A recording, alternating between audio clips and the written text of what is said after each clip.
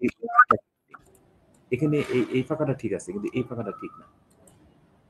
বুঝছো কথা? মানে দেখে দেখে হ্যাঁ? মানে একেকটা দেখে দেখে পরে করতে হবে। হ্যাঁ, হ্যাঁ, ওইটাই। তুমি অ্যাক্টিভ করে ফেলাইছো। মানে পুরোটা সিলেক্ট করে পরে ৩ দিয়ে দিছি। এইজন্যই মনে হয় এরকম হইছে। তো ওই এটা দরকার নেই। এটা দরকার নেই। শুধু ওইটা হলেই চলবে। ঠিক আছে? আজকে বিয়ের সময়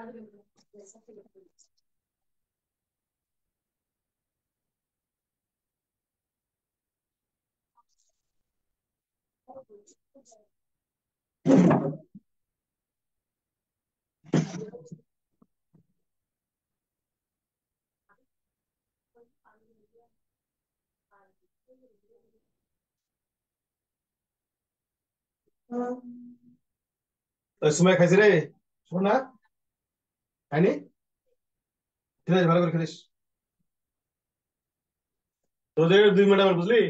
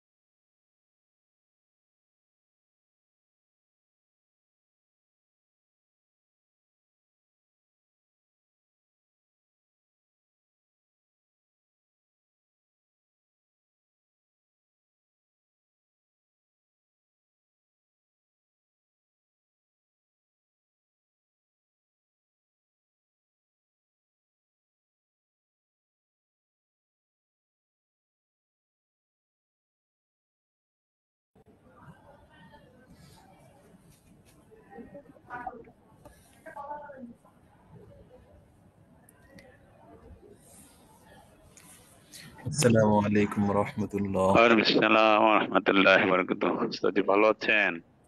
জি আলহামদুলিল্লাহ, আপনারা কেমন আছেন? আলহামদুলিল্লাহ, আল্লাহ খুব ভালো রেখেছেন। আমাদের আজকে আব্দুরুল মুখতারের যে মোকদ্দমা এটা হয়তো শেষ হবে, এরপরে ইনশাআল্লাহ আমরা আহ, রসমুল মুফতি, ওকুদ রসমিল মুফতি, এটা আমরা শুরু করব ইনশা আল্লাহ। ইনশাআল্লাহ। তো ছাত্রদের উপস্থিতি একটু শুরুতে যেহেতু এই জন্য কম মনে হইতেছে, তো ইনশাল্লাহ আমরা আশা করব যে অচিরেই সবাই জয়েন করবেন। ইনশাআল্লাহ। জি, আমাদের কিতাবটা আমরা একটু খুলি। আজকে আমাদের সবক কোন জায়গা থেকে হবে আমরা একটু দেখে নিতে পারি।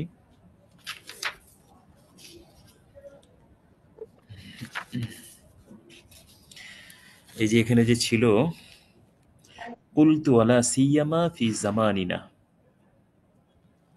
فإن سلطان ينصب في منشور।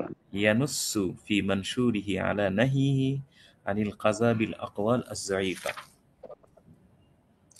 জি وأن الخلاف خاص بالقاضي المجتهد وأما المقلد فلا ينفذ قضاؤه بخلاف مذهبه أصلا كما في القنية। এখান থেকে হবে আমাদের আজকের আলোচনা। এরপরে কুলতু ওয়ালা সিয়ামা ফি জামানিনা। তো আগে যে কথাটা বলা হয়েছে ওই কথার সাথে সম্পৃক্ত এই কথা, এজন্য আগের কথাটা আমরা একটু বোঝার চেষ্টা করি যে মতানৈক্য করার অধিকার ওই কাজীর রয়েছে যিনি মুস্তাহিদ, ইজতিহাদের গুণও তার মধ্যে আছে। তো তিনি ইখতিলাফ করে, মতানৈক্য করে তার ইজতিহাদ অনুযায়ী তিনি ফয়সালা প্রদান করতে পারেন। কিন্তু ওয়া আম্মাল মুকাল্লিদ ফালা ইয়ানফুযু কাযাউহু বিখিলাফি মাযহাবিহি আসলান। যেই কাজী মুকাল্লিদ তথা মুস্তাহিদ না, ইজতিহাদের গুণ যার মধ্যে নাই, তো সে যদি তার মাযহাবের বিপরীত কোনো ফয়সালা প্রদান করে তাহলে ওই ফয়সালা মূলত কার্যকরী হবে না, যেমনটি কুনিয়া নামক কিতাবের মধ্যে উল্লেখ আছে। তো এখন আল্লামা শামী রহমতুল্লাহ আলাইহি বলতেছেন ওয়ালা সিয়ামা ফি জামানিনা, বিশেষ করে আমাদের যে যুগ, তো আমাদের এই যুগে তো অবশ্যই, অর্থাৎ যিনি মুকাল্লিদ উনি তার মাযহাবের বিপরীত যদি কোনো ফয়সালা প্রদান করেন তাহলে এটা কার্যকর অবশ্যই হবে না। কারণ আগেরকার মুকাল্লিদ আর এখনকার মুকাল্লিদ আকাশ পাতাল পার্থক্য। আগেই যেহেতু অনুমতি ছিল না, বর্তমানে তো অবশ্যই অনুমতি থাকবে না। কুলতু ওয়ালা সিয়ামা ফি জামানিনা, আব্দুরুল মুখতারের লেখক তিনি বলতেছেন ওয়ালা সাইস ওয়ালা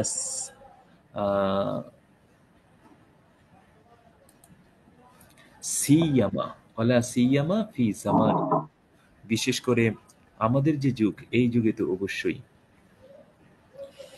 তো ফাইন্না সুলতান ইয়ানুসু ফি মানশুরিহি আলা নাহিহি আনিল কাযা বিল আকওয়াল আয-যায়ীফা। দেখেন, একজন হইলেন কাজী আর আরেকজন হইলেন সুলতান, দুইজনের মধ্যে কিন্তু পার্থক্য আছে। সুলতান ইনি হইলেন মানে রাষ্ট্র পরিচালনা করার ক্ষেত্রে যিনি প্রধান, সর্বোচ্চ রাষ্ট্র প্রধান যিনি, ওনাকে বলা হয় সুলতান। আর ওনার আন্ডারে বিভিন্ন জেলায় বা বিভিন্ন এলাকায় যারা বিচার কার্য পরিচালনা করার জন্য দায়িত্বপ্রাপ্ত হন তাদেরকে কাজী বলা হয়। তো এখন বলা হইতেছে যে ফাইন্না সুলতান, কেননা যিনি সর্বোচ্চ যে বিচারক, সর্বোচ্চ মানের যিনি বিচারক, অর্থাৎ যিনি বিচার প্রধান, দেশের সর্বোচ্চ মানে নেতা। তো উনি ইয়ানুসু ফি মানসুরিহি, তিনি তার রেজুলেশনে অথবা তার যে রেজিস্টার খাতা, ওই রেজিস্টার খাতার মধ্যে, অর্থাৎ যেটাকে আমরা ওই সংবিধান বলতে পারি, এই সংবিধানের মধ্যে তিনি স্পষ্টভাবে এটা উল্লেখ করে দেন কি, যে আলা নাহিহি আনিল কাজা বিল আকওয়াল আজ-জাইফা, যে দুর্বল বক্তব্যের উপর ভিত্তি করে বিচার করা যাবে না বা বিচার করতে নিষেধ করার উপর তিনি সুস্পষ্টভাবে উল্লেখ করে দেন যে সুলতান তিনি তার যে সংবিধান খাতা বা রেজুলেশন, সেখানে সুস্পষ্টভাবে তিনি এই কথাটা উল্লেখ করে দেন যে আলা নাহিহি, মানে এই নিষেধ করে দেন বা তিনি বারণ করে দেন আনিল কাজা বিল আকওয়াল আজ-জাইফা, যে দুর্বল বক্তব্যের উপর ভিত্তি করে বিচার কার্য সম্পাদন করতে তিনি নিষেধ করে দেন। এই ব্যাপারে তার রেজলিউশনের মধ্যে স্পষ্টভাবে এই বিষয়টা তিনি উল্লেখ করে রাখেন। তো যেহেতু সুলতান যিনি সর্বোচ্চ যিনি নেতা, উনি যেহেতু তার রেজলিউশনে এই বিষয়টা উল্লেখ করে থাকেন, সুতরাং তার আন্ডারে যারা কাজ করে তারা অবশ্যই তো এই মতের উপরে তারা আমল করবে। ফাকাইফা বিখিলাফি মাযহাবিহি, তো দুর্বল মতের উপরে ফায়সালা প্রদান এর ক্ষেত্রে যেহেতু প্রধান যিনি নেতা, ওনার পক্ষ থেকেই যেহেতু নিষেধাজ্ঞা বিদ্যমান, তাহলে আপনারা চিন্তা করে দেখেন, তাহলে নিজের মাযহাবের বিপরীত মত যদি হয়, তাহলে সেই মতের ক্ষেত্রে কি অবস্থা হবে? দুর্বল মতের ক্ষেত্রেই যেহেতু এই হুকুম, তাহলে নিজের মাযহাব ভিন্ন অন্য মতের ক্ষেত্রে কি হুকুম হবে? অবশ্যই সেই ক্ষেত্রে আরো কঠিন হুকুম হবে। তো ফাকাইফা বিখিলাফি মাযহাবিহি, সুতরাং আপনার কি ধারণা, যদি এই কাজী সাহেব বা যিনি মুকাল্লিদ, উনি যদি তার মাযহাবের বিপরীত ফয়সালা প্রদান করেন, তাহলে তো অবশ্যই তার এই ফয়সালাটা বাতিল বলে গণ্য হবে। তো ফায়াকুনু মাযুলান বিন-নিসবাতি লিগাইরিল মু'তামাদ মিন মাযহাবিহি, তো এই ক্ষেত্রে এই তার মাযহাবের বিপরীতে তিনি যেহেতু রায় প্রদান করেছেন, এই জন্য তিনি আপন মাযহাবের প্রতি অনাস্থা প্রদর্শনের দরুন তিনি অপসারিত হবেন। ফায়াকুনু মাযুলান, তিনি অপসারিত হবেন, মানে ওনার যে এই কাজার যে দায়িত্ব, এই দায়িত্ব থেকে তিনি অপসারিত হবেন বিন নিসবাতি, এই নিসবতে বা এই কারণে যে লিগাইরিল মু'তামিদ মিন মাযহাবিহি, যে তিনি তার মাযহাবের উপরে অনাস্থা দেখিয়েছেন বা তিনি ওই আস্থা রাখতে পারেননি।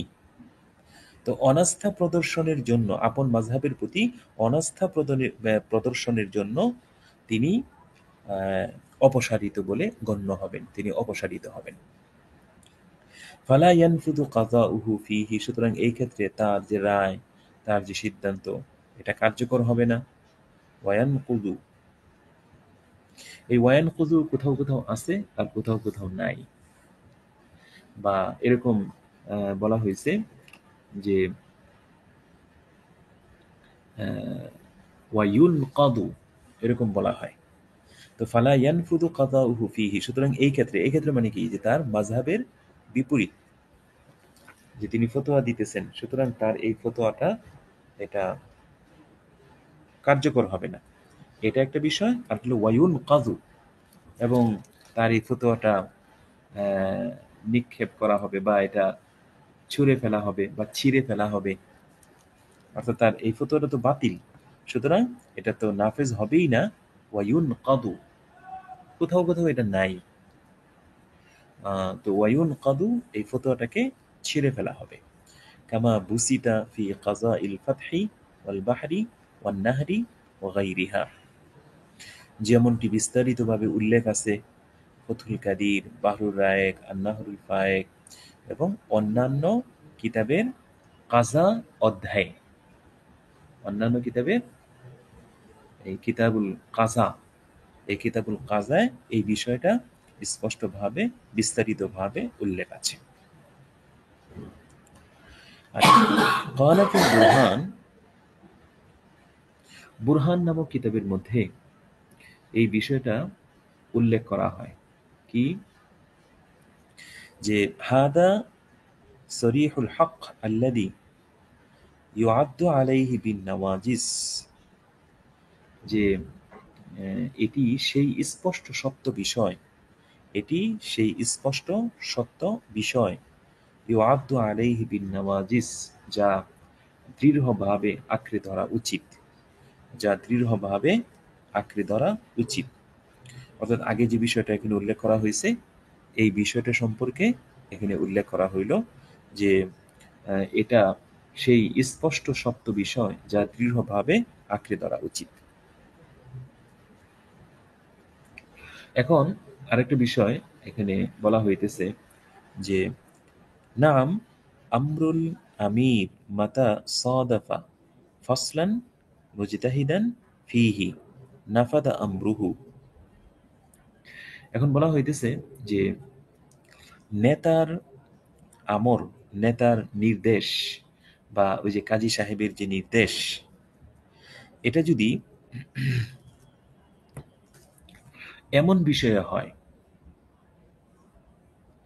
তো এমন বিষয়ে যদি হয় যেটা ফসলান মুজতাহাদান ফিহি, তো নাম অর্থ আমরুল আমির, এই আমিরের যে নির্দেশ বা কাজীর যে নির্দেশ, এটা মাতা সাদাফা ফসলান মুজতাহাদান ফিহি, যদি এটা মিলিত হয় এমন বিষয়ের ক্ষেত্রে বা এমন বিষয়ের সাথে যেটা ইজতিহাদ নির্ভর, গবেষণা নির্ভর, তো তার নির্দেশনাটা যদি এমন বিষয়ের সাথে সংশ্লিষ্ট হয় যেটা গবেষণা নির্ভর, তাহলে নাফাদা আমরুহু, তাহলে সেই ক্ষেত্রে তার নির্দেশনা এটা কার্যকর হবে।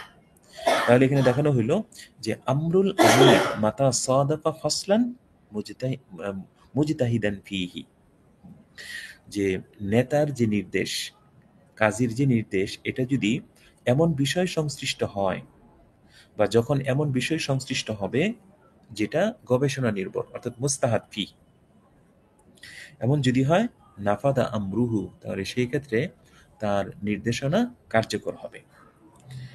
তো ফসলান মুজতাহাদান ফিহি নাফাদা আমরুহু কামা ফি সিয়ার আত-তাতারখানিয়া ওয়া শারহু সিয়ার আল কাবীর ফালিয়াহফাজ, যেমনটি তাতারখানিয়ার সিয়ার, কিতাবু সিয়ার এই অধ্যায়ে আছে, এমনিভাবে শরহু সিয়ার আল কবির এই গ্রন্থের মধ্যে এই বিষয়টা উল্লেখ আছে। ফালিয়াহফাজ, সুতরাং আপনি এটা ভালোভাবে মনে রাখেন। তাহলে বিষয়টা হলো যে কাজী সাহেব যদি এমন বিষয়ে ফয়সালা প্রদান করেন যে বিষয়টা মুস্তাহাদ ফি, উলামায়ে কেরামের গবেষণা নির্ভর, এমন বিষয়ের উপরে যদি তিনি ফতোয়া প্রদান করেন বা রায় প্রদান করেন, তাহলে তার এই রায়টা কার্যকর হবে। আচ্ছা, ওয়াকাদ যাকারু আন্নাল মুজতাহিদ আল মুতলাক قد فقد وأما المقيد فعلى 7 مراتب مشهورة। এখন একটা নতুন কথা বলা হইতেছে যে দেখেন ফুকাহে কেরাম বলেন মুস্তাহিদে মুতলক এখন আর পাওয়া যায় না। ওয়াকাদ যাকারু, উলামায়ে কেরাম বলেন আন্নাল মুস্তাহিদ আল মুতলাক, মুস্তাহিদ মুতলাক, ওই যে ইমাম আবু হানিফা রহমতুল্লাহ আলের মতো, ইমাম মালিক এবং অন্যান্য যে বড় বড় ইমাম রয়েছেন, ওনাদের মতো মুস্তাহিদ আল মুতলাক কদ ফুকিদা, এটা অস্তিত্বহীন, এরকম আর পাওয়া যায় না। তো ওয়া আম্মাল মুকাইয়াদ ফাআলা 7 মারাতিবা মাশহুরাতিন, আর মুস্তাহিদে মুকাইয়াদ অর্থাৎ যিনি মাযহাব, কোন একটা মাযহাবের অনুসারী এবং মাযহাবের ভিতরে থেকে তিনি মাযহাবের উসুল ভিত্তিক ফতোয়া প্রদান করে থাকেন, তো এরকম মুস্তাহিদে মুকাইয়াদ যারা আছেন বা আলা সাবঈ মারাতিবা মাশহুরা, তাদের প্রসিদ্ধ ৭টি স্তর রয়েছে। তাদের প্রসিদ্ধ ৭টি স্তর রয়েছে, যেটা ওই যে আমরা আগে আলোচনার মধ্যে নিয়ে এসেছিলাম যে মুস্তাহিদ যারা ফুকাহে কেরাম যারা, তাদেরকে ৭ স্তরে ভাগ করা হয়েছে, ওই ৭ স্তরে বিভক্ত করা হয়েছে। তো এখানে সরার মধ্যে একটা বিষয় বলা হয় যে এখানে যে ওই যে মুস্তাহিদ আল মুকাইয়াদকে ৭ শ্রেণীতে বিভক্ত করা হয়েছে, এই কথাটার মধ্যে একটু আপত্তি আছে। কারণ এখানে প্রথম যে মানে প্রকারটা বলা হয়েছে, এই প্রথম প্রকারই কিন্তু মুস্তাহিদে মুতলক। তো যদি মুস্তাহিদে মুকাইয়াদকে ৭ প্রকারে বিভক্ত করা হয়, তাহলে এর মধ্যে আবার মুস্তাহিদে মুতলক এই প্রকারটা কিভাবে আসবে? আরেকটা হইল যে ৭টা স্তর যে উল্লেখ করা হয়েছে, এখানে কিন্তু সর্বশেষ যাদের কথা উল্লেখ করা হয়েছে ওনারা কিন্তু মানে মুস্তাহিদের পর্যায়ে পড়ে না, তারা সাধারণ মানুষ। তাহলে এই প্রকারটা এই মুস্তাহিদে মুকাইয়্যিদের প্রকারের মধ্যে কিভাবে আসলো? এইভাবে শারীহিনগণ এই কথার উপরে আপত্তি উত্থাপন করেছেন। এই জন্য সবচেয়ে উত্তম ছিল এইভাবে বলা যে মুজতাহিদ ৭ ভাগে বিভক্ত, মুস্তাহিদিনদের স্তর ৭ ভাগে বিভক্ত, এটা বললে সবচেয়ে সুন্দর হইতো। তো এখানে তো বলা হইল যে মুস্তাহিদ তাদেরকে ৭ স্তরে বিভক্ত করা হয়েছে। এখন আমাদের করণীয় কি? আমাদের করণীয় হইল ওয়া আম্মা নাহনু ফাআলাইনা ইত্তিবাউ মা রাজ্জাহুহু ওয়া মা সাহহাহুহু কামা লাউ আফতাউ ফি হায়াতিহিম। এখন আমাদের করণীয় হইল যে আমরা ফাআলাইনা আমাদের উপর আবশ্যক হইল, ওয়া আম্মা নাহনু ফাআলাইনা আমাদের উপর আবশ্যক হইল ইত্তিবাউ মা, তো ওই জিনিসের অনুসরণ করা যেটাকে এই মুজতাহিদিনগণ প্রাধান্য দিয়েছেন এবং সহি বলেছেন। তো ওই মত এবং পথকে অনুসরণ করা, অনুকরণ করা, এটা আমাদের উপরে আবশ্যক। কামালাও আফতাউ ফি হায়াতিহিম, যেরকম ওনারা যদি ওনাদের জীবন দশায় ফতোয়া প্রদান করতেন, তাহলে ওই ফতোয়াটা যেরকম ভাবে আমাদের কাছে গৃহীত হইত, এমনি ভাবে ওনারা যেই ফতোয়ার বিষয়টা তাদের কিতাবের মধ্যে লেখা গেছেন, তো ওই বিষয়গুলো আমাদের জন্য অনুকরণীয় এবং অনুসরণীয় হবে। তো এই জন্য এই আমাদের উচিত এই যে ফুকাহে কেরাম যারা আছেন ওনাদের মানে স্তর জানা। স্তর জানার অর্থ কিন্তু এই না যে তাদের নাম জানবেন, বাবার নাম, কোন এলাকার, জন্ম মৃত্যু, এগুলো না, বরং তাদের এলমি যে স্তর আছে এই স্তরগুলো আমাদের ভালোভাবে জেহেনে রাখতে হবে। কারণ আমরা যখন ফতুয়ার কিতাব পড়ব, তখন এই সমস্ত উলামায়ে কেরামের যখন মানে বিভিন্ন মাসলা সম্পর্কে তাদের মন্তব্য আসবে যে অমুক এই বলেছেন বা তমুক এই বলেছেন, তো তখন যেন এই তাদের স্তর অনুযায়ী তাদের কথার আমরা মূল্যায়ন করতে পারি। এই জন্য ফুকাহে কেরামের যে স্তর, ৭টা স্তর, এটা আমাদের ভালোভাবে মনে রাখা উচিত। এখন আব্দুরুল মুখতারের লেখক একটা আপত্তি উত্থাপন করতেছেন নিজের পক্ষ থেকেই, একটা প্রশ্ন উত্থাপন করতেছেন। প্রশ্ন উত্থাপন করার পরে নিজের পক্ষ থেকেই এটার জবাব দিতেছেন। সেটা হইল যে ফাইন কুলতা, যে তুমি যদি প্রশ্ন করো বা তুমি যদি বলো যে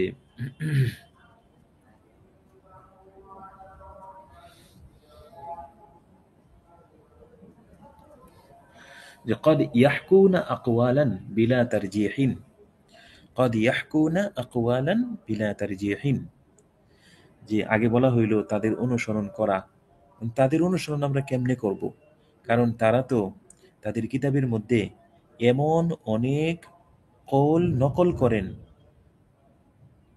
যেটা প্রাধান্যযোগ্য না, অথবা তারজি ছাড়া, প্রাধান্য দেওয়া ছাড়া তারা তাদের কিতাবের মধ্যে অনেক কৌল নকল করেন। তো যেহেতু তারজি ছাড়া, প্রাধান্য দেওয়া ছাড়া ওনারা ওনাদের কিতাবের মধ্যে বিভিন্ন মত উল্লেখ করেন, নকল করেন, ওয়াকাদ ইয়াখতালিফুনা ফিস সহিহ, এমনিভাবে ওনারা অনেকগুলো মতের মধ্যে সহি মত কোনটি এই ব্যাপারে ওনারা দ্বিমত পোষণ করেন। তো সুতরাং আমরা তাদের কথা কিভাবে মানতে পারি, তাদেরকে কিভাবে অনুসরণ করতে পারি? দেখেন প্রশ্নটা কি? প্রশ্নটা হলো যে আপনি তো আমাদেরকে বললেন যে ফুকাহে কেরামের অনুকরণ করতে। এখন আমরা কিভাবে অনুসরণ করতে পারি? قد يحكون أقوالا بلا ترجيح, প্রাধান্য ছাড়াই ওনারা ওনাদের কিতাবের মধ্যে একটা মাসলা সম্পর্কে বিভিন্ন উলামায়ে কেরামের মত উল্লেখ করেন। وقد يختلفون في الصحيح, এমনি ভাবে কোন মতটা সহি এই ব্যাপারেও তারা একাধিক মত পেশ করেন। তাহলে আমরা কিভাবে তাদেরকে অনুসরণ করতে পারি? তো এটার জবাবে বলা হইতেছে যে কুলতু, তাহলে আমি বলবো ইউমালু বিমিথলি মা আমিলু মিন ইতিবারি তাগায়্যুরিল উরফ ওয়া আহওয়ালিন নাস ওয়া মা হুয়া আল আরফাক ওয়া মা যাহারা আলাইহি আত-তাআমুল ওয়া মা কাবিয়া ওয়াজহুহু। দেখেন যে কুলতু, এটার উত্তরে আমি বলবো যে ইউমালু বিমিথলি মা আমিলু, যে এরূপ ক্ষেত্রে সেভাবেই আমল করা হবে যেভাবে তারা আমল করেছেন। যে ইউমালু বিমিথলি মা আমিলু, সেইভাবেই আমল করা হবে যেভাবে আমাদের পূর্ববর্তীগণ আমল করে গিয়েছেন। কিভাবে? যে মিন ইতিবারি তাগায়্যুরিল উরফ ওয়া আহওয়ালিন নাস, যে সমাজ ও মানুষ এর অবস্থা পরিবর্তনের দিক থেকে, মিন ইতিবারি তাগায়্যুরিল উরফ ওয়া আহওয়ালিন নাস, মানুষের অবস্থা এবং সমাজ পরিবর্তনের দিক থেকে ওনারা যেভাবে আমল করেছেন সেভাবে আমল করব। অর্থাৎ কোন মতটা ওই এই বর্তমান যুগের সাথে সবচেয়ে বেশি সামঞ্জস্যশীল বা সবচেয়ে বেশি উপযুক্ত, এই বিষয়গুলো চিন্তা ফিকির করে মানুষের অবস্থা এবং এই সমাজ পরিবর্তনের দিক থেকে বিবেচনা করে একটা মতের উপরে আমল করা হবে। ওয়ামা হুয়াল আওফাক, এবং একাধিক মত যদি থাকে তাহলে সেই ক্ষেত্রে সবচেয়ে সহজ যেটা এবং যার উপর মানুষের আমল রয়েছে, ওয়ামা জহরা আলাইহি আত-তাআমুল, এবং যেই মতের উপরে মানুষের আমল রয়েছে সেই মতকে গ্রহণ করা হবে। ওমা কবিয়া ওয়াজহুহু, এমনিভাবে যার দলিল বেশি শক্তিশালী, যেই মতের দলিল বেশি শক্তিশালী। তাহলে একটা জিনিস বলা হইল যে মানুষের অবস্থা এবং যুগ পরিবর্তনের কারণে, সমাজ পরিবর্তনের কারণে, সমাজ পরিবর্তনের দিক থেকে আমাদের পূর্ববর্তীগণ যেভাবে আমল করেছেন আমরাও সেভাবে আমল করব। অর্থাৎ যেটা ওই মানুষের যুগের সাথে সামঞ্জস্যশীল এবং উপযোগী সেটার উপর আমল করব। ওমা হুয়াল আওফাক, এবং যেটা সবচেয়ে সহজ, এবং ওমা জহরা আলাইহি আত-তাআমুল, এবং যেই মতের উপরে মানুষের আমল প্রকাশিত হয়েছে। ওমা কাবিয়া ওয়াজহুহু, এবং যেই মতের দলিল সবচেয়ে শক্তিশালী, তো সেই মতের উপরে আমরা আমল করব। তো এখন বলা হইতেছে যে এমন মানুষ কি পাওয়া যাবে যারা এরকম মানে একটাকে আরেকটার উপরে তারজিহ দিবে? এমন মানুষ কি পাওয়া যাবে? ফালা ইয়াখলু আল উজুদ ওয়ালা ইয়াখলু আল উজুদ আম্মাই ইউমাইয়িজু হাদা হাকিকাতান লা জান্নান ওয়ালা ইয়াখলু আল উজুদ। এখানে বলা হইতেছে যে প্রতিটি যুগ এমন মানুষ শূন্য হবে না। ওয়ালা ইয়াখলু আল উজুদ আম্মান, প্রতিটি যুগ এমন মানুষের অস্তিত্ব শূন্য হবে না। ইউমাইয়িজু হাদা হাকিকাতান, যিনি প্রকৃতভাবেই তা আলাদা করবেন। ইউমাইয়িজু হাদা হাকিকাতান, যিনি প্রকৃতভাবেই যার উপর আমল এই মতটাকে তিনি অন্যান্য মত থেকে আলাদা করবেন, এমন ব্যক্তির অস্তিত্ব থেকে কোনো যুগ শূন্য হবে না, খালি হবে না। লা জান্নান, ধারণার বশবর্তী হয়ে নয়, ধারণার বশবর্তী হয়ে নয়। অর্থাৎ তিনি যে ওই একাধিক মত থেকে যেটার উপরে আমল করা হবে ওই মতটাকে যে তিনি আলাদা করবেন, এটা আসলেই প্রকৃতিগতভাবে আলাদা করবেন এবং যেটা সত্য সেটাকেই, এরকম না যে ধারণার বশবর্তী হয়ে তিনি এই একটা মতকে অন্যান্য মতের তুলনায় তারজিহ দিবেন বা আলাদা করবেন, এমন না। এমনিভাবে وعلى من لم يميز أن يرجع لمن يميز لبراءة ذمته। এমনিভাবে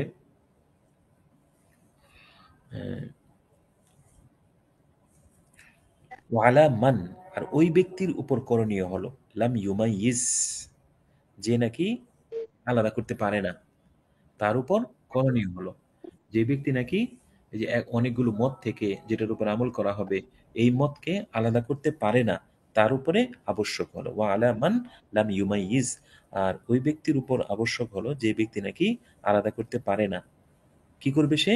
আইয়ার জিয়া, যে সে ফিরে যাবে, লিমাই ইউমাইয়িজু, যে ব্যক্তি পৃথক করতে পারে তার দিকে, যে ব্যক্তি পৃথক করতে পারে তার দিকে সে ফিরে যাবে, লি বারাআতি যিম্মাতিহি, সে তার দায়মুক্ত হওয়ার জন্য, সে তার দায়মুক্ত হওয়ার জন্য সে এমন ব্যক্তির দিকে ফিরে যাবে যে একাধিক মত থেকে যেটার উপরে আমল এই মতকে পৃথক করতে পারে, এমন ব্যক্তির দিকে সে ফিরে যাবে। অর্থাৎ সে নিজে যদি পার্থক্য করতে পারে তাহলে তো সে অনুযায়ী আমল করবে, আর যদি সে নিজে পার্থক্য করতে না পারে তাহলে এমন ব্যক্তির শরণাপন্ন হবে যে পার্থক্য করতে পারে, তাহলে তার দায়িত্ব মুক্ত হয়ে যাবে, তাহলে সে তার দায়িত্ব মুক্ত হয়ে যাবে।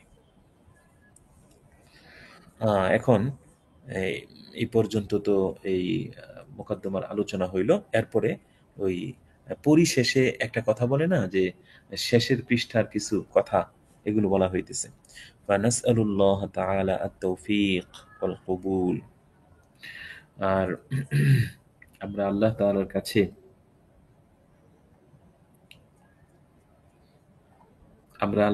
কাছে তৌফিক এবং কবুলের প্রার্থনা করি, তৌফিক এবং কবুলের প্রার্থনা করি বিজাহির রসুল সাল্লাল্লাহু আলাইহি ওয়াসাল্লাম, নবী করিম সাল্লাল্লাহু আলাইহি ওয়াসাল্লাম এর মর্যাদার উসিলায়, বিজাহির রসুল, রসুল সাল্লাল্লাহু আলাইহি ওয়াসাল্লাম এর মর্যাদার উসিলায় আমরা তৌফিক এবং কবুলের প্রার্থনা করি আল্লাহ তাআলার কাছে।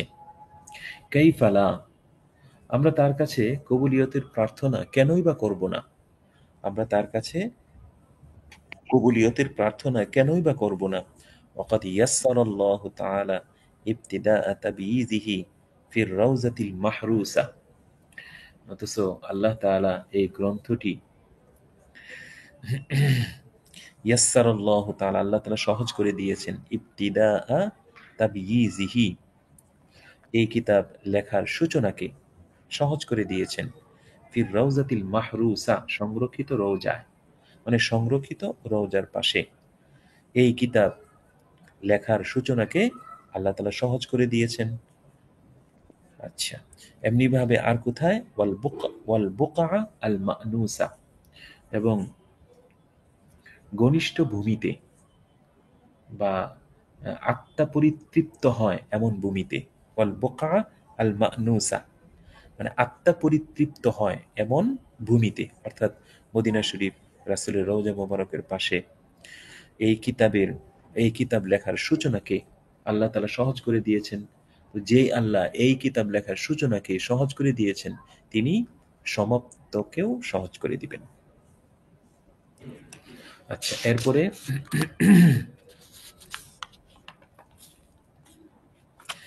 এই তুজাহা ওয়াজহি সাহিবির রিসালা,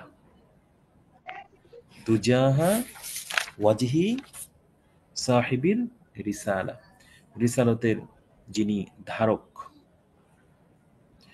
তার সামনে, রিসালতের যে ধারক তার চেহারার সামনে, তো রিসালতের ধারক এর চেহারার সামনে, ওয়াহাইজিল কামাল ওয়াল বিসালা, এবং পূর্ণতা ও বাহাদুরির আধার, হাইজ আল কামাল ওয়াল বিসালা, বিসালা মানে বাহাদুরি। তো পূর্ণতা ও বাহাদুরির যিনি সমন্বয়ক, হাইজিল কামাল ওয়াল বিসালা, পূর্ণতা এবং বাহাদুরির যিনি সমন্বয়ক বা তিনি আধার, তো এমন মহান ব্যক্তির চেহারার সামনে। আর ওয়া জাজিআইহি আল জালিলাইন, এরপরে দেখেন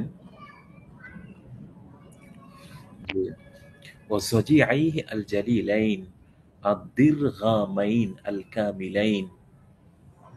জজিআই, জজিআই শব্দটা কিন্তু আগে গেছে, কিন্তু মনে আছে আপনাদের? জজিআইন জি, জানি। বন্ধু, সাথী, সহচর ইত্যাদির অর্থে। ওয়া জাজিআইহি আল জালিলাইন, এবং তার দুইজন সম্মানিত বন্ধু, এবং তার দুইজন সম্মানিত বন্ধু। আল জালিলাইন মানে সম্মানিত। আর দীর্ঘামাইন অর্থ হইল সাহসী, যেটাকে উর্দুতে বলা হয়েছে শের, বাঘ। তো এখানে মূলত হবে যে এই এবং তার দুইজন সম্মানিত সাহসী এবং পরিপূর্ণতার গুণে গুণান্বিত দুইজন সঙ্গীর সামনে। ওয়াজজি আইহি, তার দুইজন সঙ্গীর সামনে। আল জালিলাইন, যারা অত্যন্ত সম্মানিত। আর দীর্ঘামাইন, অত্যন্ত সাহসী। আল কামিলাইন, এবং পরিপূর্ণতার গুণে গুণান্বিত। রাজিয়াল্লাহু আনহুমা, তাদের প্রতি আল্লাহ তাআলা সন্তুষ্ট হয়ে যান।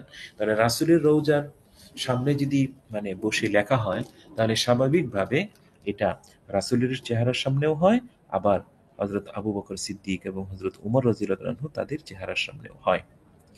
ওয়ান সাইরিস সাহাবা আজমাইন, এবং সকল সাহাবে কেরামের প্রতি আল্লাহ তাআলা রাজি ও সন্তুষ্ট হয়ে যান। ওয়ালি দাইনা, এবং আমাদের যে পিতামাতা তাদের প্রতিও আল্লাহ তাআলা সন্তুষ্ট হয়ে যান। এমনিভাবে ওয়া মুকাল্লিদিহিম বিইহসানিন ইলা ইয়াউমিদ্দিন, এমনিভাবে কিয়ামত পর্যন্ত ন্যায়সঙ্গতভাবে তাদের এই অনুকরণকারীদের প্রতি। ওয়া মুকাল্লিদিহিম, এবং যারা সাহাবায়ে কেরামকে অনুকরণ করেন তাদের প্রতি। বিইহসানিন ইলা ইয়াউমিদ্দিন, কিয়ামত পর্যন্ত যারা ন্যায়সঙ্গতভাবে তাদের অনুসরণ করেন, তাদের প্রতি আল্লাহ তাআলা সন্তুষ্ট হয়ে যান। আচ্ছা, তুম্মা তুজাহাল কাবা আশ-শরীফা তাহতাল মিজাব ওয়া ফিল হাতিমি ওয়াল মাকাম। তো এক তো হইল যে রাসূল করিম সাল্লাল্লাহু আলাইহি ওয়াসাল্লাম এর চেহারার সামনে, আরেকটা হইল হযরত আবু বকর সিদ্দিক এবং হযরত রাদিয়াল্লাহু আনহু তাদের সামনে। এমনি ভাবে তুম্মা, অতঃপর, মানে এই ওখানেও লেখা হয়েছে এমনি ভাবে, মানে ওই কাবা শরীফের আশেপাশে ওখানেও লেখা হয়েছে তুম্মা তুজাহাল কাবা আশ-শরীফা, অতঃপর কাবা শরীফের সামনে। তাহতাল মিজাব, মিজাবের নিচে, যেখানে বৃষ্টি হইলে ওই যেখান থেকে ওই বাইতুল্লাহ শরীফের উপর থেকে পানি পড়ে, এটাকে মিজাব বলা হয়। তাহতাল মিজাব, মিজাবের নিচে। ওয়াফিল হাতিম ওয়াল মাকাম, এমনিভাবে হাতিমে কাবা, কাবা চত্বর, এই কাবা চত্বর, ওয়াল মাকাম, এবং মাকামে ইব্রাহিম, ইব্রাহিম আলাইহিস সালাতু ওয়াস সালাম এর ওই যে পা রাখার যে জায়গা, এটার পাশে। তো মক্কা এবং মদিনায় থেকে তিনি এই কিতাবটা শুরু করেছেন এবং এই কিতাবটা তিনি লিখেছেন, এই দিকে তিনি ইঙ্গিত করেছেন। আল্লাহু আল মুয়াসসিরু লিত-তামাম, আর আল্লাহ তাআলাই তিনি পূর্ণতার জন্য তৌফিক দাতা। আল্লাহু আল মুয়াসসিরু লিত-তামাম, আল্লাহ তাআলা তিনি পূর্ণতার জন্য তৌফিক দাতা। তো এখানে আল মুয়াসসির এটার অর্থ যদি হয় তৌফিক দাতা, তাহলে সেই ক্ষেত্রে এই শব্দটা কেবলমাত্র আল্লাহর জন্যই ব্যবহৃত হতে পারে, অন্য কারোর জন্য ব্যবহৃত হবে না। আর যদি মুয়াসসির শব্দের অর্থ হয় সহজকারী, এই লুগাতের দৃষ্টিকোণ থেকে যে কারোর জন্য ব্যবহার করা যায়, কিন্তু আল মুওয়াফিক অর্থে যদি ব্যবহৃত হয় তখন এটা একমাত্র আল্লাহর জন্যই ব্যবহৃত হবে, অন্য কারোর জন্য ব্যবহার করা যাবে না। জি, তাহলে আমরা আজকে এ পর্যন্ত ওই আদ-দুরুল মুখতারের যে মোকদ্দমাটা এটা আমরা পড়লাম। তো এখানে শেষ হইল। এরপরে আমরা এই উকুদ রাসমিল মুফতি এটা শুরু করব ইনশাআল্লাহ। আপনারা আছেন তো? ইনশাআল্লাহ। এ ওস্তাদ জি। জি ওস্তাদ জি। জি ইনশাআল্লাহ। জি। তো এখন আমরা ওই উকুদ রাসমিল মুফতি এটা আমরা খুলতে পারি।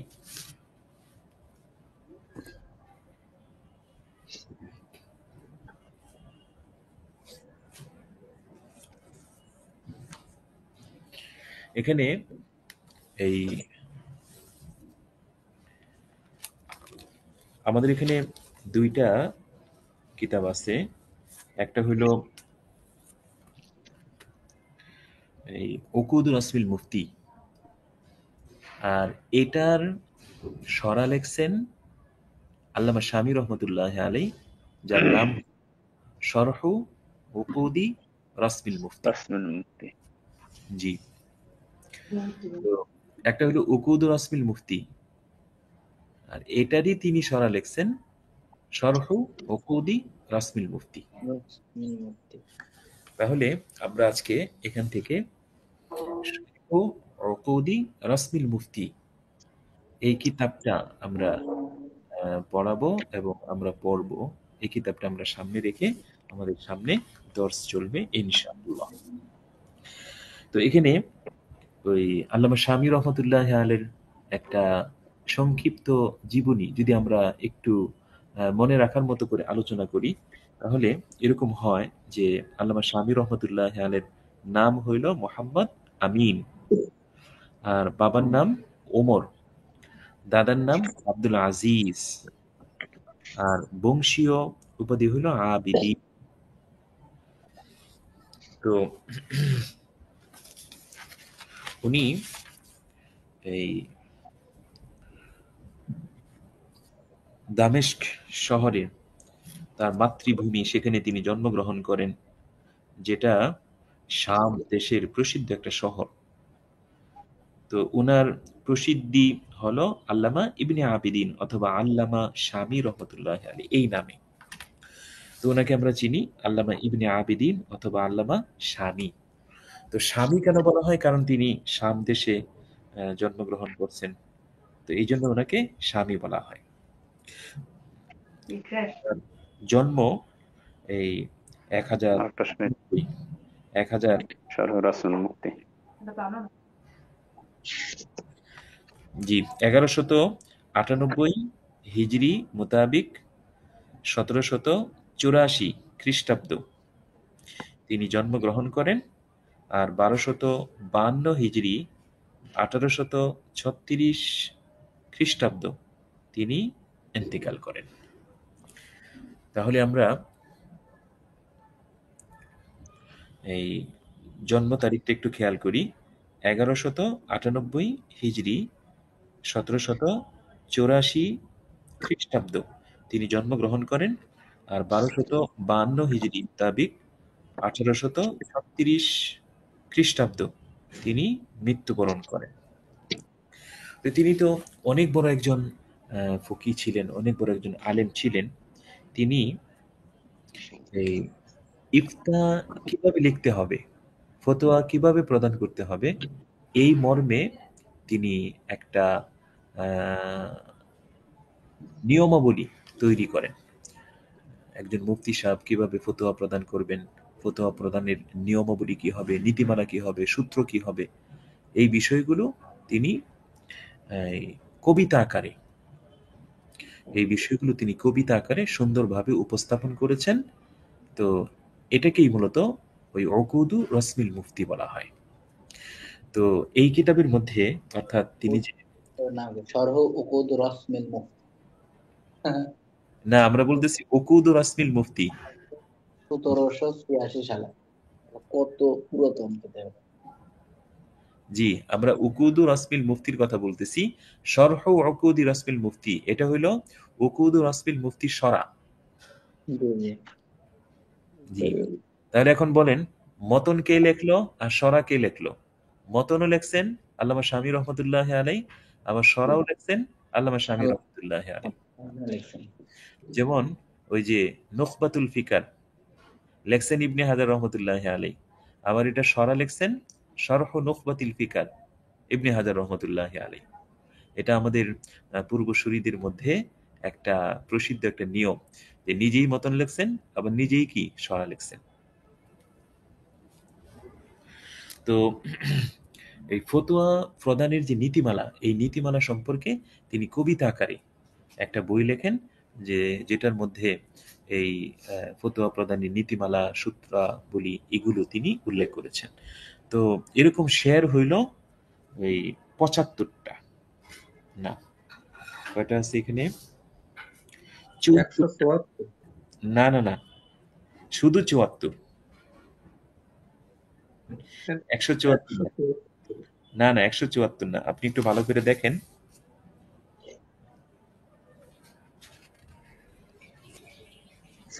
আচ্ছা, আমি শেষে দেখি তো কয়টা আছে। শেষে ১৭৪ হবে হয়তো, না ১৭৪ না তো, শুধু ৭৪টা। আচ্ছা শুনেন, ভালো করে শুনেন, কয়টা বলেন তো? আমাদের হুজুর অনুবাদ মুফতি তাফাজ্জল হক, জি, এটার এটা ভুল লেখা আছে, 174টি আছে। জি এটা ভুল লেখা আছে। জি ওস্তাদ জি। জি, হবে কত বলেন তো? 74টি। শুধু ৭৪টি। জি, তো ওইখানে ওই এটা ভুলটা হয়েছে একটা, ওই যে উর্দু একটা সরা আছে, এই সরার মধ্যে এই ৭৪-এর পরে আশার লেখা। আপনাদের কাছে মানে এই সরাটা আছে কিনা? আপ ফতোয়া কেসে দে, আপ ফতোয়া কেসে দে, এটা আল্লামা শামী রহমতুল্লাহ আলের শরহে উকুদ রসমিল মুফতি, এটার উর্দু সরা লেখছেন মুফতি সাইদ আহমদ পালনপুরি সাহেব। এই কিতাবটা কি আপনাদের কাছে আছে? জি না ওস্তাদ জি। জি, এই কিতাবটা যদি আপনাদের কাছে থাকে তাহলে এই কিতাবটা আপনারা মোতালা করতে পারেন, অথবা যদি না থাকে সংগ্রহ করতে পারেন। তো এখানে ওই লেখা আছে যে এই কিতাবের মধ্যে ৭৪টা আশার, হায়। তো এখানে ৭৪-এর পরে আশার আলিফ লিখছে, তো এই আলিফটাকে উনি একটা সংখ্যা ধরে নিছেন, যার ফলে উনি ১৭৪টা বলছেন, কিন্তু আসলে হবে মাত্র ৭৪টা। হ্যাঁ, আপনাদের কিতাবের মধ্যেই আপনারা ওই শেয়ারগুলো গুনে দেখে ফেলতে পারেন, ওইখানে মাত্র ৭৪টা শেয়ার আছে। তাহলে কয়টা শেয়ার আছে? 74টি। জি, ৭৪টি শেয়ার। তাহলে আল্লামা শামী রহমতুল্লাহ আলাই তিনি এই ফতোয়া প্রদানের যে নিয়মাবলী কবিতা আকারে তিনি লেখছেন, তো এটাকে উকুদুর রসমিল মুফতি বলা হয়। আর এই কিতাবের মধ্যে ৭৪টি কবিতা রয়েছে। আচ্ছা, আর এটা তো আমরা জানি যে এই ইকদুন এর জমা হইল উকুদুন, যেটার অর্থ হইল গলার হার, আর এখানে উদ্দেশ্য হইল এই কবিতা। এখানে হার উদ্দেশ্য না, বরং এখানে উদ্দেশ্য হলো কবিতা। আর রসম যে শব্দটা আছে এটার অর্থ হইল এই আলামত। তাহলে এটার মানে আহ, পারিভাষিক অর্থ হবে এরকম, আল আলামা আল্লাতি তাদুল্লু আল মুফতি আলামা ইউফতি বিহি, ওই সমস্ত আলামত যার উপর নির্ভর করে একজন মুফতি সাহেব ফতোয়া প্রদান করবেন।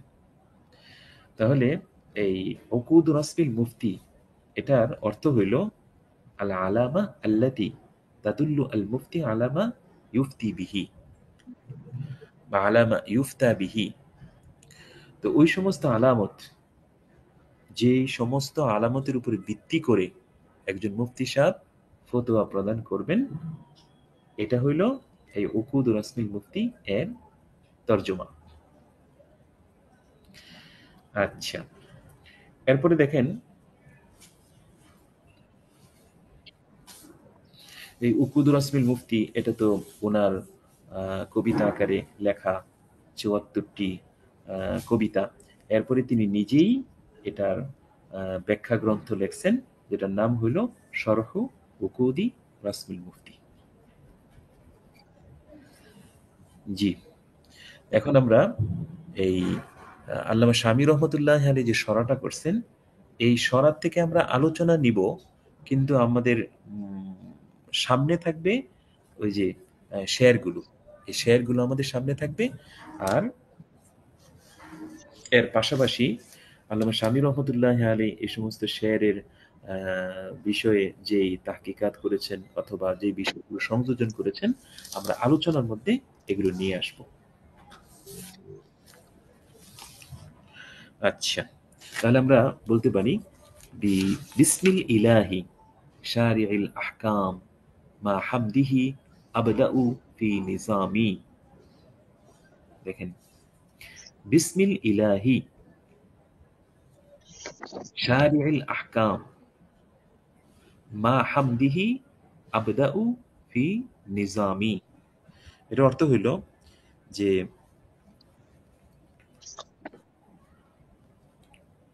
শরীয়তের বিধিবিধান প্রণেতা, শরীয়তের বিধিবিধান প্রণেতা বা ওই শরীয়তের বিধান দাতা। তো শরীয়তের বিধিবিধান প্রণেতা আল্লাহর নামে, শরীয়তের বিধিবিধান প্রণেতা আল্লাহর নামে শুরু করছি। তো বিসমিল ইলাহি শারিউল আহকাম, শরীয়তের বিধিবিধান প্রণেতা বা দাতা আল্লাহর নামে শুরু করছি। মা হামদিহি আবদাউ ফি নিজামি। মা হামদিহি, এটার অর্থ হইল যে তার গুণকীর্তন করে, তার গুণকীর্তন করে বা তার গুণকীর্তন সহ বা তার প্রশংসা সহ, আবদাউ আমি শুরু করছি, ফি নিজামি আমার কবিতা। তো মা হামদিহি তার গুণকীর্তন সহ, আবদাউ আমি শুরু করছি, ফি নিজামি আমার কবিতা। তো তার গুণকীর্তন সহ, তার প্রশংসা সহ আমি আমার কবিতা আরম্ভ করছি।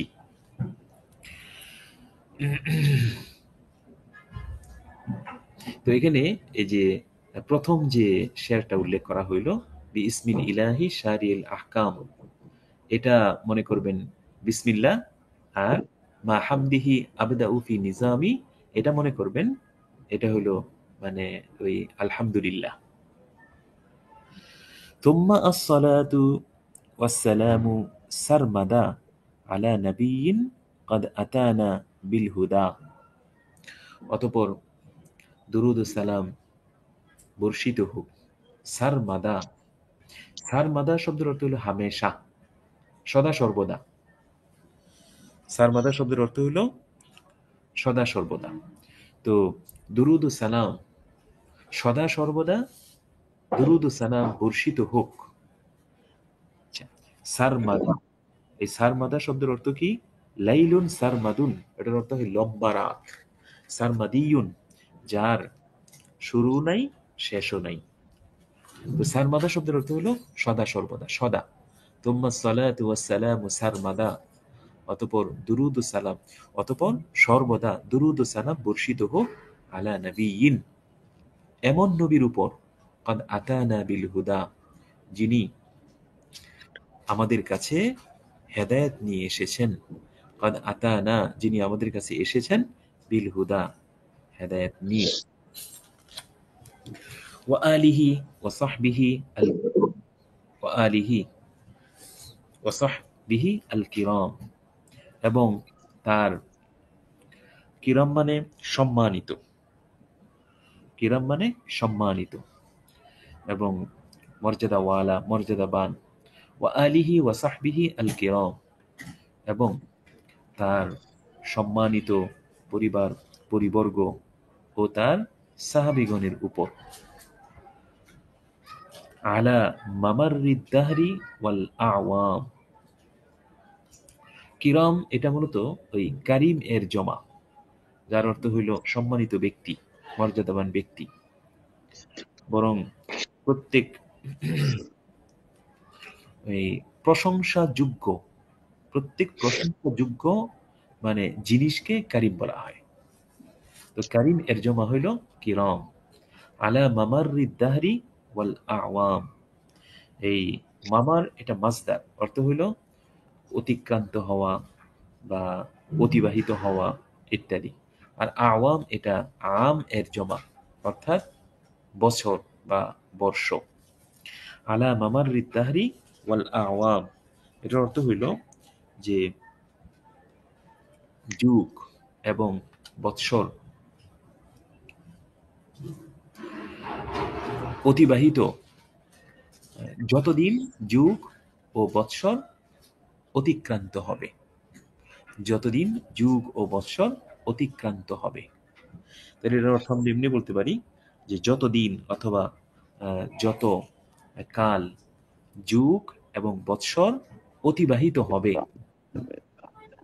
জি, আলা মামাররিদ দাহরি ওয়াল আওয়াম, যতদিন যুগ ও বৎসর অতিবাহিত হবে ততদিন পর্যন্ত দুরুদ ও সালাম বর্ষিত হোক এমন নবীর উপরে যিনি আমাদের কাছে হেদায়েত নিয়ে এসেছেন এবং তার সম্মানিত পরিবার পরিবর্গ ও তার সাহাবায়ে কেরামের উপর। তো আলা মামাররিদ দাহরি ওয়াল আওয়াম, দাহার মানে যুগ, আর আওয়াম এটা আম এর জমা, অর্থ হয় বছর, বৎসর, বর্ষ। তো আলা মামাররিদ দাহরি ওয়াল আওয়াম, যতকাল যুগ ও বৎসর অতিবাহিত হবে, অতিক্রান্ত হবে। আচ্ছা, তো এখানে তো মানে ফতোয়া সংক্রান্ত কোনো বিষয় নাই, সুতরাং এই বিষয়ে আমরা পরে আমরা পরবর্তী শেয়ারগুলোর মধ্যে এই ফতোয়া সংক্রান্ত বিষয় আসলে সেখানে ব্যাখ্যা করব। ওয়া বা'দু ফাল আব্দুল ফাকিরু আল মুদনিবু মুহাম্মদ ইবনু আবিদিন ইয়াতলুবু। ওয়া বা'দু হামদু সালাতের পর, ওয়া বা'দু মানে হামদু সালাতের পর। এই ফাল আব্দু আল ফাকির আল মুদনিবু, মুদনিব মানে হইল গুনাহগার, আর আল ফাকির হইল মুখাপেক্ষী। এই শব্দের অর্থ হইল মুখাপেক্ষী, আল মুদনিব মানে গুনাহগার। তো গুনাহগার মুখাপেক্ষী বান্দা মুহাম্মদ ইবনে আবিদিন ইয়াতলুবু প্রার্থনা করছে, ইয়াতলুবু প্রার্থনা করছে, দোয়া করছে। তো এই গুনাহগার মুখাপেক্ষী বান্দা কে সে? মুহাম্মদ ইবনে আবিদিন, তিনি ইয়াতলুবু তিনি প্রার্থনা করছেন, তিনি দোয়া করছেন কিসের? তৌফিক রব্বিহি আল করিম আল ওয়াহিদ ওয়াল ফাউজ বিল কবুল ফিল মাকাসিদ। তৌফিক রব্বিহি আল করিম, আল করিম শব্দের অর্থ তো হইল সম্মানিত, আল ওয়াহিদ হইল একক। তো অর্থ হবে যে একক, মর্যাদাবান, আপন প্রভুর তৌফিক, একক সম্মানিত আপন প্রভুর তৌফিক কামনা করছে, তৌফিকের দোয়া করছে। তো ইয়াতলুবু দোয়া যে করতেছে কিসের? তৌফিক রব্বিহি আল করিম আল ওয়াহিদ, একক সম্মানিত আপন প্রভুর তৌফিক প্রার্থনা করছি। ওয়াল ফাউজা বিল কবুল ফিল মাকাসিদ, এবং মাকাসিদ মানে লক্ষ্যবস্তু, আর কবুল মানে এখানে উদ্দেশ্য হবে পূরণ, ওয়াল ফাউজা বিল কবুল ফিল মাকাসিদ, এবং উদ্দেশ্য পূরণে সফলতার প্রার্থনা করছে। ওয়াল ফাউজা বিল কবুল ফিল মাকাসিদ, এবং পূরণে প্রার্থনা করছে। তাহলে তৌফিক রাব্বিহি এটাও মাফউল, আবার ওয়াল ফাউজা বিল কবুল ফিল মাকাসিদ এটাও মাফউল। কিসের? এই যে ইয়াতলুবু ফেইলের। ইয়াতলুবুর ফাইল হলো মুহাম্মদ ইবনে আবিদিন, আর মাফউল দুইটা, একটা হলো তৌফিক রাব্বিহি আর একটা হলো ওয়াল ফাউজ বিল কবুল ফিল মাকাসিদ।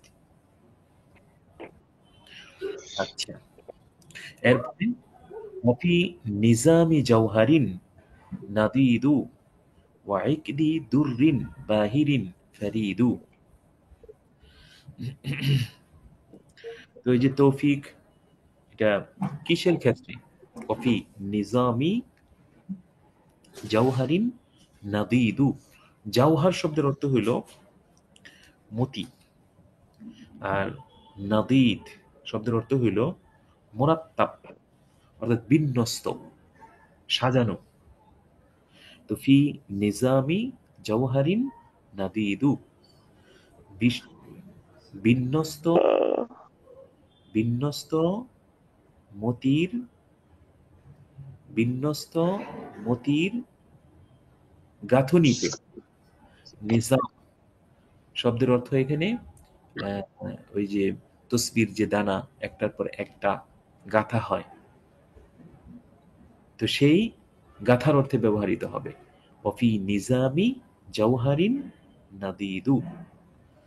তো জাওহার শব্দের অর্থ হলো মতি, আর নাদিদ শব্দের অর্থ হলো মোরাত্তাব, অর্থাৎ সুবিন্যস্ত, সুবিন্যস্ত মতির গাঁথনিতে আল্লাহর তৌফিক কামনা করছি। ওয়াফি নিজামি জাওহারিন নাদিদু, সুবিন্যস্ত মুক্তার গাঁথনিতে, মানে যে কথাগুলো উনি বলবেন এগুলোকে তিনি সুবিন্যস্ত মতির সঙ্গে তুলনা করতেছেন। ওয়াফি নিজামি জাওহারিন নাদিদু, সুবিন্যস্ত মতির গাঁথনিতে আল্লাহর তৌফিক কামনা করতেছি। ওয়া ইকদি দুররিন বাহিরিন ফারিদু। বাহির শব্দের অর্থ হইল এই সর্বোৎকৃষ্ট। বাহির শব্দের অর্থ হইল সর্বোৎকৃষ্ট। আর ফরিদ শব্দের অর্থ হইল এই মহামূল্যবান। ফরিদের জমা আসে ফারাইদ, ফরিদের জমা আসে ফারাইদ, মহামূল্যবান। আর দুররিন মানে তো হইল মুক্তা, আর আইক্ত মানে হইল হার। তাহলে অর্থ কি হবে? এটার অর্থ হবে যে ওয়াইকতি দুররিন বাহিরিন ফারিদু। ফারিদ মানে মহামূল্যবান, মহামূল্যবান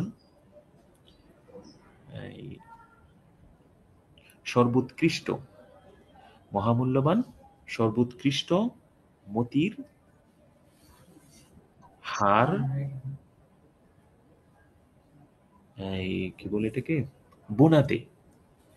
তাহলে ওয়াইকদি দুররিন বাহিরিন ফারিদু।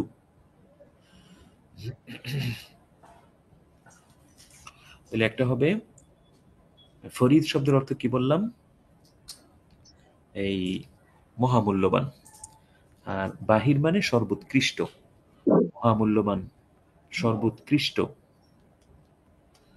মুক্তার মালা বোনাতে, মুক্তার মালা বোনাতে, বা মুক্তার মালা, মুক্তার মালার গাঁথুনিতে আমরা আল্লাহ তাআলার তৌফিক প্রার্থনা করছি। তাহলে একটা হলো ওয়াফি নিজামি জাওহারিন নাদিদু ওয়া ইকদি দুররিন বাহিরিন ফারিদু।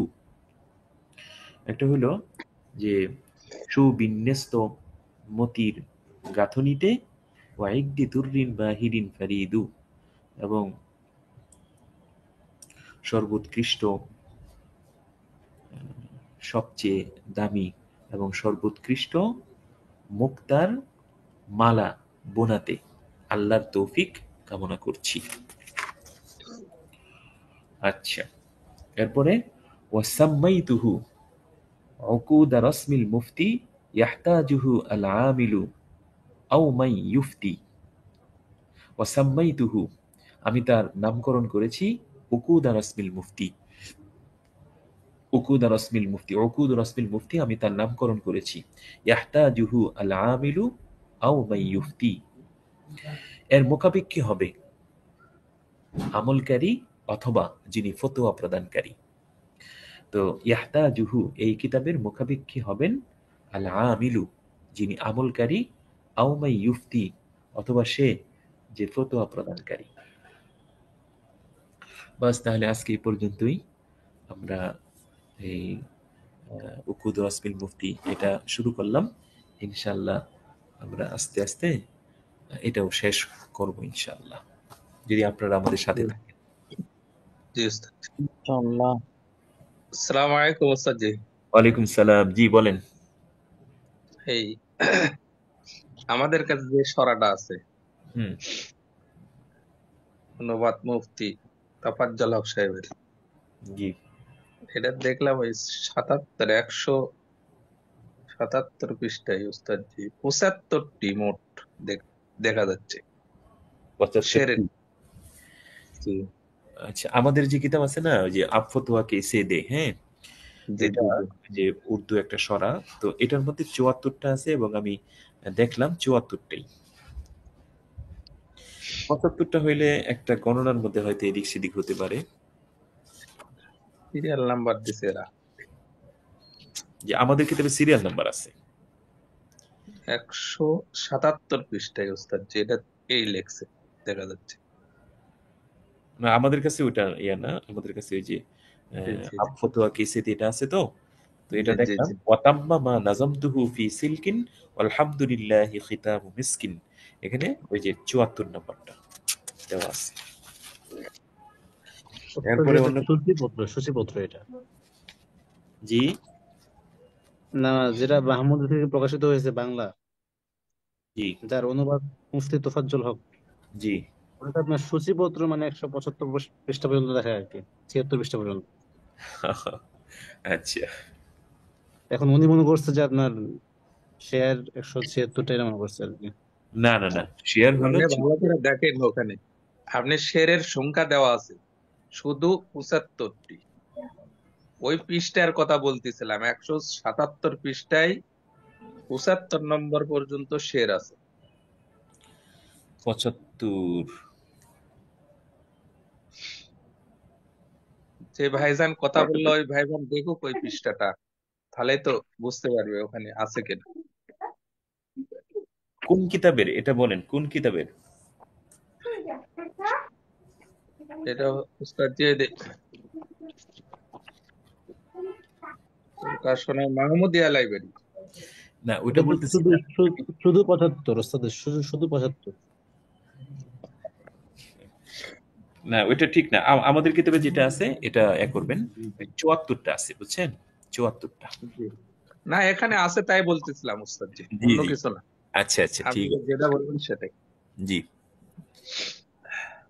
তো তো ঠিক উস্তাদ জি আছে, এদেরকে বলে এই যে ভুলটা, জি এটা তো আজকালকার কিতাব নাই, জি হয়ে আসছে। তা আমরা নয় এই বছর করলাম, ওই যে শুরুতে যেটা ভুলটা করছে যে 174টা লেখছে শুরুতে, জি। এগুলা কি সংশোধন করান যায় না উস্তাদ জি? এটা কে লিখছে এটা তো আমার, লাগাতার চলতেই থাকবে চলতেই থাকবে এটা। জি, মাহমুদিয়া লাইব্রেরি এখানে আছে, যাত্রাবাড়িতে আছে, জি এদেরকে বলে এলা সংশোধন করলে পরবর্তীতে হয়তো আর জি জি। ভুলগুলা থাকতো না। ইনশাআল্লাহ ইনশাআল্লাহ। তো ঠিক আছে, আজকে এই পর্যন্তই। জি, আসসালামু জি আলাইকুম উস্তাদ জি। ওস্তাদ জি, আমার একটা কোশ্চেন ছিল। জি জি বলেন। আমি একটা সমাধান মানে করার জন্য ফতুয়া কিতাব প্লাস নেট যখন না পারে ইউটিউবে দেখি আর কি সমাধান কেউ দিছি জি বলেন। কিনা। এখন আমি যে সমস্যাটা ফিল করছি আপনার,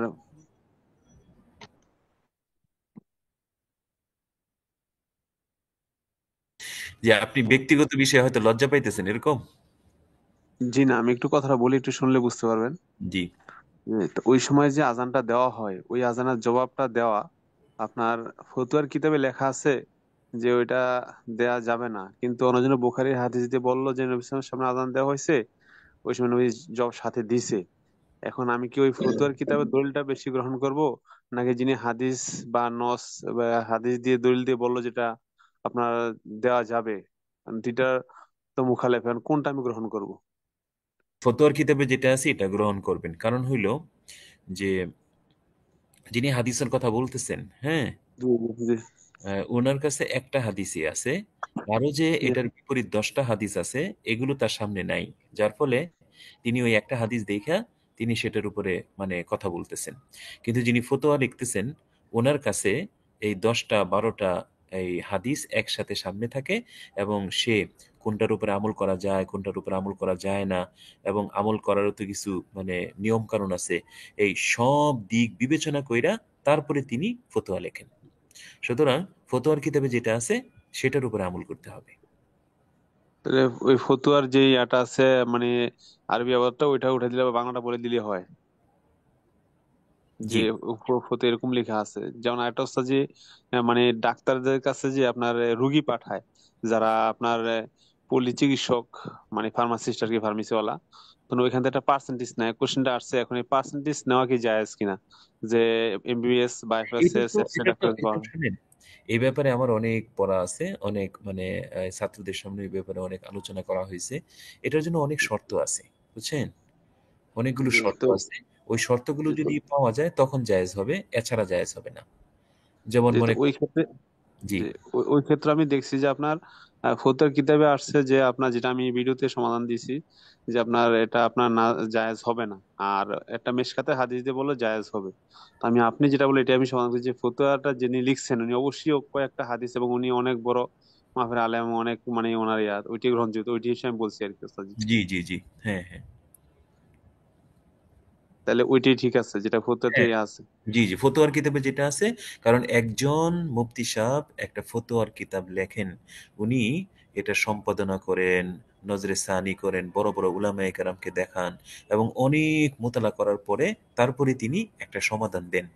আর হঠাৎ করে একজন বোখারি শরীফের বাংলা অনুবাদ পইরা অথবা মুসলিম শরীফের বাংলা অনুবাদ পইরা উনি মসজিদে দাঁড়ায় দাঁড়ায় ওয়াজ নসিহত শুরু করে দিছেন যে বোখারির মতো যেটা আলে এটা। হাদিসরা করে থাকে, আলে হাদিসরা। হ্যাঁ হ্যাঁ হ্যাঁ, এটা ঠিক না।